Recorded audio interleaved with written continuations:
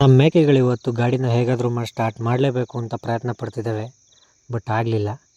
ಹಳೆ ವರ್ಷದ ಒಂಬಾಳೆ ಸ್ಟಾರ್ಟ್ ಆಗ್ತಾಯಿದೆ. ಅದಕ್ಕೋಸ್ಕರ ಇವತ್ತು ಗೊಬ್ಬರ ಹಾಕಬೇಕು ಅಂತ ಹೇಳ್ಬಿಟ್ಟು ಒಂದು 5-6 ಥರದ ಗೊಬ್ಬರನ DAP ಮತ್ತು ಇನ್ನೊಂದು 3 ಥರದ ಗೊಬ್ಬರನೆಲ್ಲ ಕಲಿಸ್ಕೊಂಡು ನೆನ್ನೆನೇ ಈ ಥರ ಎಲ್ಲ ತೆಗ್ದಿದ್ದೆ.